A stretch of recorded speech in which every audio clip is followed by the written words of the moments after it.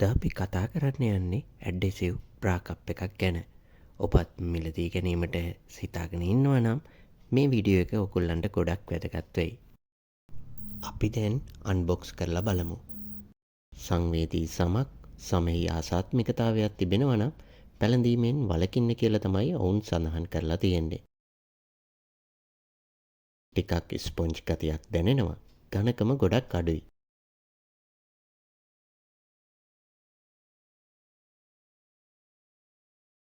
බර බැලුවොත් එකක් ග්‍රෑම් 13ක් වගේ තමයි වෙන්නේ.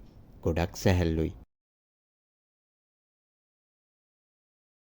ප්‍රමාණය බැලුවොත් පළල සෙන්ටිමීටර 10ක් උස සෙන්ටිමීටර 15ක් වගේ තමයි වෙන්නේ. අපි දැන් පොලිතින් ආවරණය ගලවලා බලමු කොතෙක් දුරට ඇලවෙන සුළු ගතියක් තියෙනවද කියලා.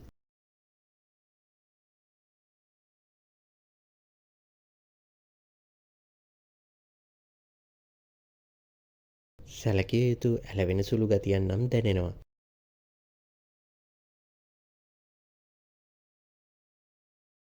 ග්ලූ එක කොතෙක් දුරට ශක්තිමත්ද, කොපමණ බරක් රඳවා තබා ගත හැකිද කියලා අපි දැන් බලමු.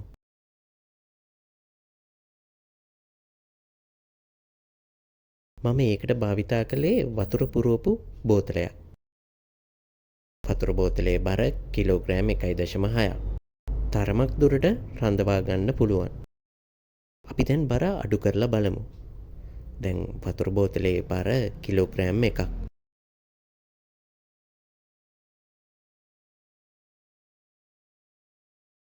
කිලෝග්‍රෑම් 1 නම් සැලකිය යුතු කාලයක් රඳවා තියාගෙන තියෙනවා. දැන් අපි බලමු ඉන්විසිබල් කප් එක ජලය සමග ඇලවෙන හැකියාවේ සිදුවෙන වෙනස් වීම.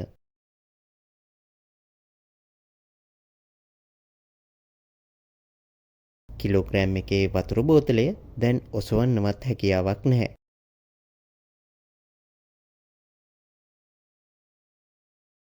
දැන් අපි වාතය එහා මෙහා යාමේ හැකියාව බලමු.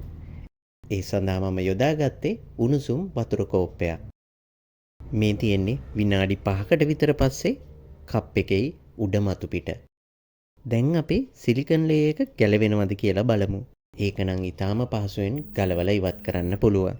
ආරම්භයේදී තිබෙන ඇලෙන සුළු ගතිය වැඩිවීම කප් එක භාවිතා කිරීමේදී ගොඩක් අමාරු කාර්යයක් වෙනවයි කියලයි මට නම් හිතෙන්නේ. ඒ වගේම ජලය සමග ඇලෙන සුළු ගතිය ගොඩාක් දුරට අඩු වෙනවා. හිතනවා මේ වීඩියෝ එකෙන් ඔබ යමක් ඉගෙන ගන්න ඇති කියලා. අදට අපි මෙතනින් නවතිනවා.